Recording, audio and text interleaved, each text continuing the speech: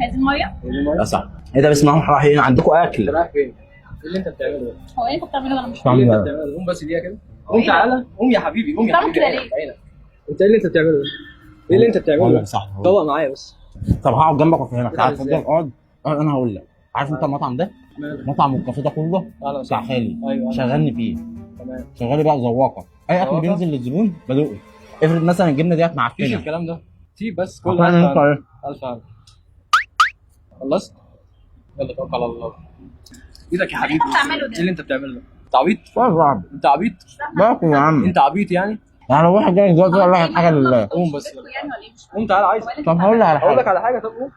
تعبان المفروض من البيت. يا اقعد بس جدع. افهمك. يا عم قوم بقول لك. افهمك والله. اقعد بس افهمك. اه قوم يا حبيبي. اقعد افهمك. يا عم قوم. اقعد بس انا فاهمك. طيب عايز ايه؟ صدق بالله مالكش دعوه انا بيها. مطرود من يا البيت. عم ركز معايا، انا مالكش دعوه بيها، مالكش تسكتي. البنت اللي كنت بحبها شبهها بالظبط. يعني ايه شبه؟ شبهها يا ابني ما بالظبط. تقعد كلامك. انت عبيط.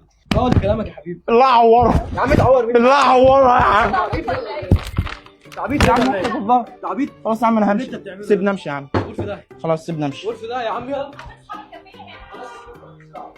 لسه بقى دي.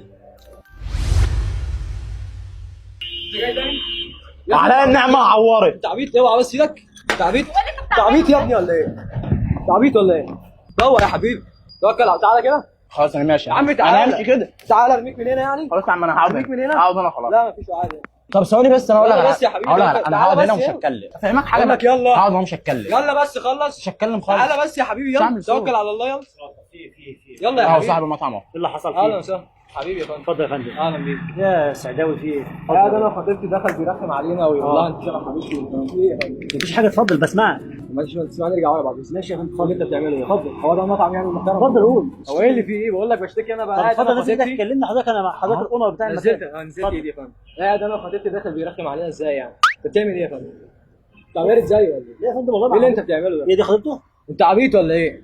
طب في طيب انت يعني عبيط يعني ولا ايه؟ مش فاهم.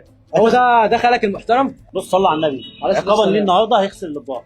تصدق انت بارد زيه. نزل لي تحت على المطبخ. ليه يا كده عم يلا بس؟ توكل. ليه كده بس؟ والله يا عم. والله العظيم هعورك. خلاص هقول لك على حاجه. بصور مقلب والله. ده مقلب والله مقلب. ينفع اللي بيحصل ده يعني؟ يا عم ده مقلب والله. وفي كاميرا اصلا بتصور. بص جوه هنا كده كاميرا؟ ناحية الحمام.